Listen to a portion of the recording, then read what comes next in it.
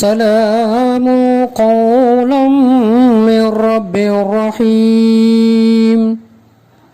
நிகரில்லா அன்புடையோன் இறைவனிடமிருந்து சாந்தி நிலவட்டும் என்று முகமன் கூறப்படும்.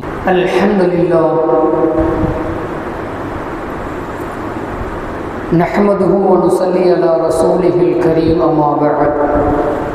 சூரத்துல் ஃபாத்திஹா, அதை நாம் தொடர்ந்து நாம் அறிந்த வகையிலே சில விளக்கங்களை நாம் பார்த்து கொண்டு வருகிறோம். சூரத்துல் ஃபாத்திஹாவுடைய வசனங்கள் மொத்தம் 7. அந்த 7லே வல்ல ரஹ்மான் ஹக்கு சுப்ஹானஹு வ தஆலா முந்திய 3 வசனங்களிலே தன்னை பற்றிய செய்திகளை சொல்லிவிட்டு 4வது வசனமான ஈயாக்க நஅபுது வ ஈயாக்க நஸ்தஈன், அடியார்கள் எப்படி நடந்து கொள்ள வேண்டும் என்கிற அந்த செய்தியை, எப்படி இறைவனை முழுமையாக உள்வாங்கிக் கொள்ள வேண்டும் என்கிற செய்தியை அந்த வசனத்தை சொல்லி காட்டிவிட்டு, அடுத்து 5வது வசனமாக இருக்கக்கூடிய இஹ்தினஸ் ஸிராத்தல் முஸ்தகீம், ரப்பிடத்திலே எப்படி பிரார்த்திக்க வேண்டும் என்பதை சொல்லித் தருகிறார். ஆக நாம் ஆரம்பத்தில் இப்போ நம்ம ஒரு விளங்கிக்கணும். என்னன்னு சொன்னால், நாம் பிரார்த்தனை செய்கிற பொழுது பொதுவாக நாம் அல்லாஹ்விடத்திலே எந்த பிரார்த்தனையை செய்தாலும், பிரார்த்தனையை செய்கிற பொழுது முதலாவதாக அல்லாஹுடைய வல்லமைகளை சொல்லி அல்லாஹுவை புகழ்ந்துவிட்டு, அதற்கடுத்து நபிகள் நாயகம் ஸல்லல்லாஹு அலைஹி வஸல்லம் அன்னவர்களை அவர்கள் மீது ஸலவாத்து சொல்லிவிட்டு, அதற்கு அடுத்து தான் என்ன செய்யணும்னு சொன்னால் தன்னுடைய பிரார்த்தனைக்குள்ளே வர வேண்டும் என்பதுதான் இந்த அத்தியாயம் நமக்கு ஆரம்பமாக சொல்லித் தருகிற ஒரு பாடமாக நாம் பார்க்கிறோம்.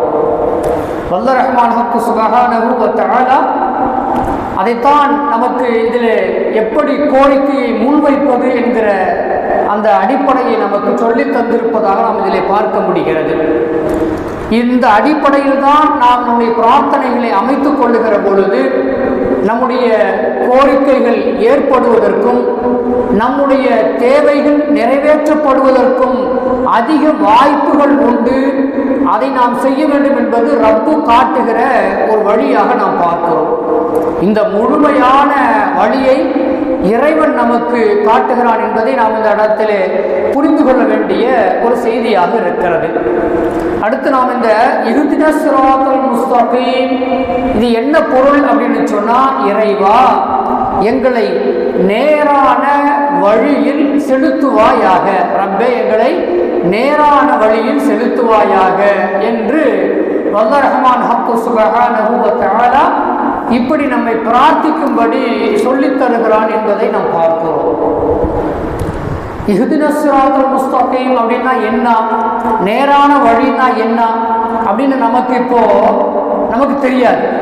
நேரான வழி அப்படிங்கிறது நமக்கு என்னன்னு தெரியாது. ஆனால் ரப்பு எடுத்தவுடனே ஆரம்பத்திலேயே நேரான வழியை கேளுங்கன்னு சொல்லி சொல்கிறான். நேரான வழி எது என்பதை பெருமானார் ஸல்லல்லாஹு அலைஹி வஸல்லம் அன்னவர்களுடைய ஒரு பொன்மொழியை வைத்து நாம் விளங்கிக் கொள்ள முடியும். இதில் பலவிதமான கருத்து வேற்றுமைகள் இருந்தாலும் எல்லாம் கடைசியாக பார்த்தா ஒரே பொருளை தான் சொல்லும் என்பது நாம் இங்கே பார்க்கிற செய்தி. சில உலமாக்கள் சொல்லுவாங்க, அஸ்ஸிராத் என்பது இஸ்லாம். சிராத்துன்னு சொன்னால் இந்த இடத்துல அது இஸ்லாம் என்று பொருள் சொல்லுவார்கள். இன்னும் சில உலமாக்கள் அஸ்ஸிராத் என்பது குர்ஆன் என்று சொல்லுவார்கள். இன்னும் சில உலமாக்கள் இமாம்கள் அஸ்ஸிராத் என்பது குர்ஆனும் ஹதீதும் என்று சொல்லித் தருகிறார்கள். ஆக எது எப்படி இருந்தாலும் எல்லாம் வந்து ஒரு இடத்திலே முடிவது என்பது அது இஸ்லாம் என்ற இடத்திலே வந்து முடிகிறது என்பதை நாம் பார்க்க முடியும். ரசூலுல்லாஹ்வுடைய ஒரு ஹதீஸுக்கு நம்ம வருவோம். பெருமானார் ஸல்லல்லாஹு அலைஹி வஸல்லம் அன்னவங்க சொல்றாங்க, அல்லாஹ் ஒரு ஓமை சொல்லுவதாக சொல்லுகிறார்கள். அல்லாஹ் ஒரு ஓமையை சொல்லி ஒரு செய்தியை சொல்றான் அப்படின்னு சொல்லி ரசூலுல்லாஹி ஸல்லல்லாஹு அலைஹி வஸல்லம் அன்னவங்க சொல்றாங்க. முஸ்னத் அஹ்மதுல, திருமிதியில இந்த செய்தி பதிவாயிருக்கு. என்ன அப்படின்னு சொன்னா, அல்லாஹ் என்ன ஓமையை சொல்லுகிறான் அப்படின்னு சொன்னா, அது ஒரு சாலை. அஸ்ஸிராத் என்பது அது ஒரு சாலை. சாலைன்னு நமக்கு வழங்கும். அது ஒரு பாதை. அது ஒரு பாதை. அந்த பாதையினுடைய இரு மருங்கிலும், மருங்கு சொன்னா ரெண்டு ஓரத்திலேயும், இரு ஓரங்களிலேயும் இரண்டு சுவர்கள் உள்ளன. ரெண்டு சுவர்கள், இந்த பக்கம் ஒரு சுவர், இந்த பக்கம் ஒரு சுவர், நடுப்புற பாதை. அந்த பாதை அப்படி அமைக்கப்பட்டு இருக்கிறது. அதுல சில இடங்களில் திறந்த தலைவாய்களும் இருக்கிறது. சுவர் இருக்கு. சுவர் திடீர்னு பார்த்தா அங்க ஒரு வாசல் இருக்கும். கொஞ்ச தூரம் பார்த்தா ஒரு வாசல் இருக்கும். அதே போல இந்த பக்கம் பார்த்தா ஒரு வாசல் இருக்கும். போயிட்டு பார்த்தா ஒரு வாசல் இருக்கும். இப்படி சுவர்கள் நெடுக அந்த பாதை இருக்கும். அந்த பாதையினுடைய ஆங்காங்கே என்ன செய்யும் சொன்னா திறந்த தலைவாசல்களும் அமைக்கப்பட்டு இருக்கும் என்று வல்ல ரஹ்மான் சொல்லுகின்றார். அப்படி சொல்லிவிட்டு அந்த தலை வாசல்களிலே தொங்குகிற திரை சீலை, நம்முடைய ஊட்டா அப்படியே கற்பனை பண்ணிக்கீங்களேன். சுவர் இருக்கு, வாசல் இருக்கு. வாசல்ல இப்ப என்ன இருக்குங்க? வாசல்ல சீலை தொங்குகிறது, திரைச்சீலை தொங்குகிறது.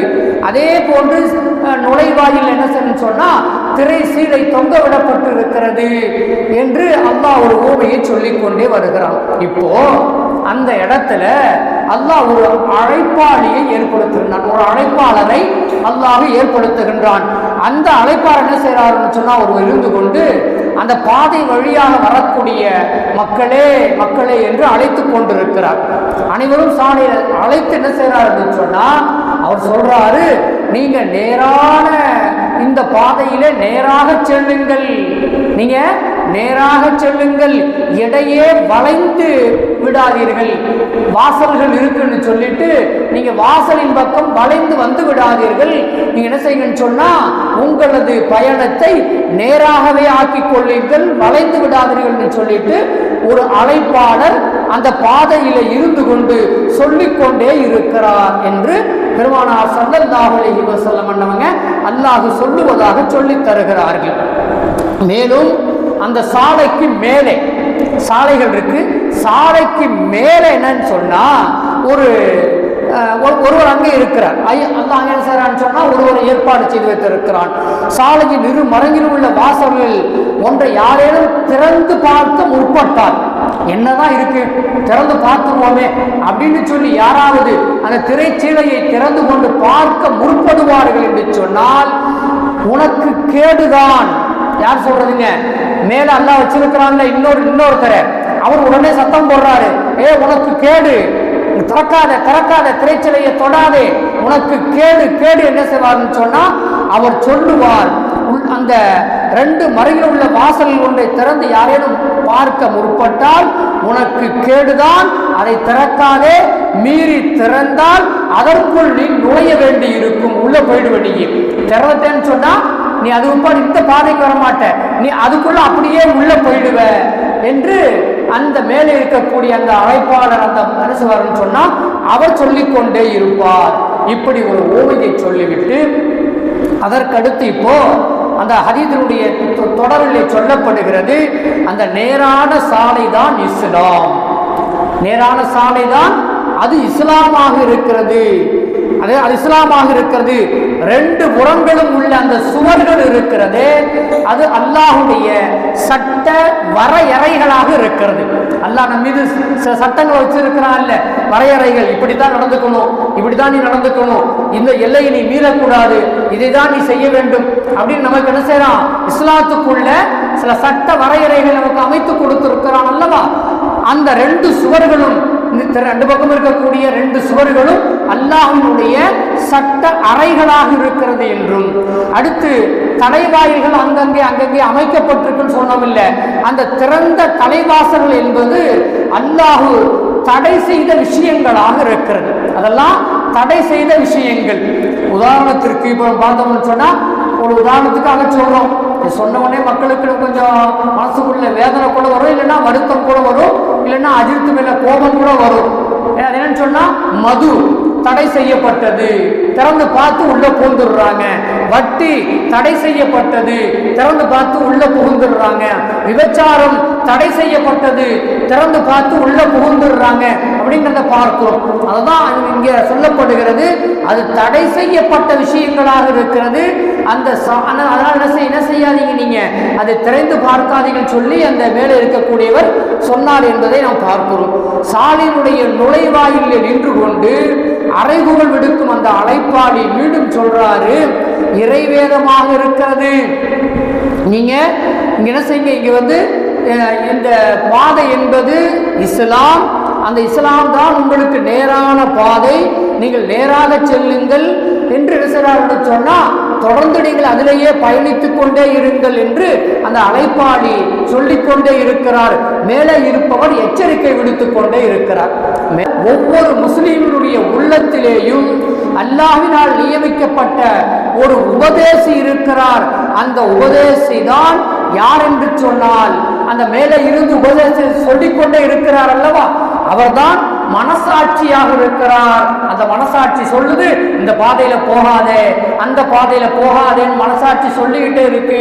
மீறி போனா உள்ள போய் மாட்டிக்கிறான், உள்ள போய் மாட்டிக்கொள்ளுகிறான் என்று சொல்லி இந்த ஹதீதை பெருமானார் ஸல்லல்லாஹு அலைஹி வஸல்லம் பண்ணவங்க சொல்லித் தருகிற செய்திகளாக நாம் பார்க்கிறோம். இதுதான் இஹ்தினஸ் ஸிராத்தல் முஸ்தகீம், நேரான பாதை என்பது குர்ஆன் ஹதீஸ் சொல்லித் தருகிற இஸ்லாம்.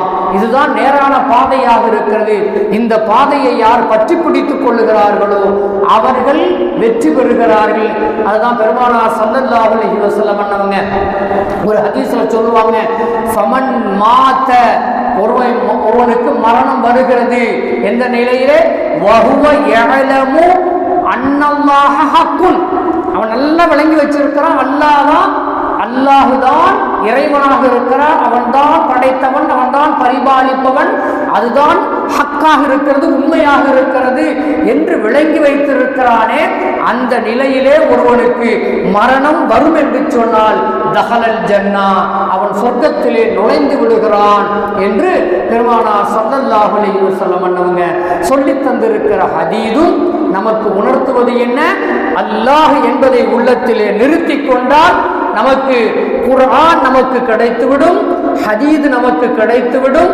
அந்த குர்ஆனும் ஹதீதும் சொல்லி காட்டுகிற வழியாக இருக்கக்கூடிய இஸ்லாமும் நமக்கு கிடைத்துவிடும் என்பதுதான் நாம் இங்கே பார்க்கிற செய்தியாக இருக்கிறது.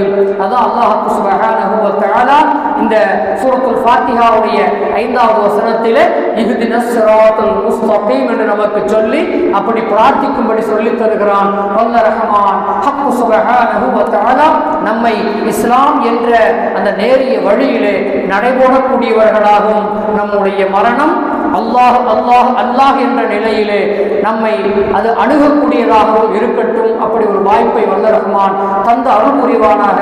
வாஹிர தஅவானா அல்ஹம்துலில்லாஹி ரப்பில் ஆலமீன். அஸ்ஸலாமு அலைக்கும் வ ரஹ்மத்துல்லாஹி வ பரகாத்துஹு.